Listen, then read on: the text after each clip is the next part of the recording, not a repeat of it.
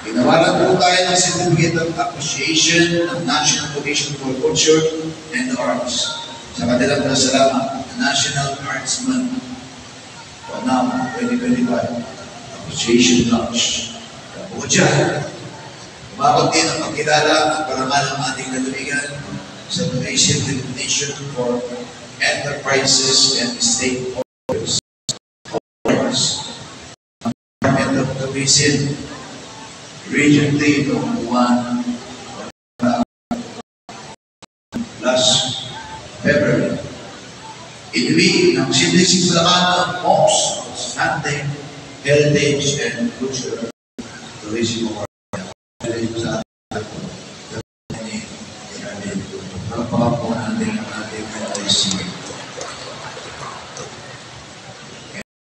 Outstanding tourism program. Ano po, para naman sa natulog ko lang. Again, congratulations. Thank you. Ang ating pong pinagpakalaking Mother of All Festival, ayan, ang ating Sigawan Festival ay itinanggal ulit na second runner-up most outstanding festival. Ayan, congratulations again natin. Palapakan po natin.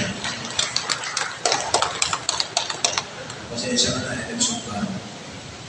Yung incentive, hindi ko pa maibibigay election pa. Buong din tayo salamat para sa bawat tayo niya sa pamumula ng award na kumikilala sa tapat at mapagandang dito at ang mga investment programs na nagbibigay suporta sa ating mga negosyanteng kuramento. Ang mga paramaan na pagkilala nito ay bunga ng tulungan kaya tayo sa natin. Bigyan po natin na masigabong panupangan ang inyong mga sarili. At recent events, kung nagalaman mo sinalubong ng pamahalang Panalingan ng Bulacan, si Department of Trade and Industry, Secretary of Manila, okay, sa kanyang magbisita para sa TDI Caravan April. 1 Marso ay kilala natin ang mga katandang kababayan. Kababayan, katulong natin sa pagkakuyan ng ito, 25. 26 po ay tuloy-tuloy po yung ginagawa natin ng Quality for Life.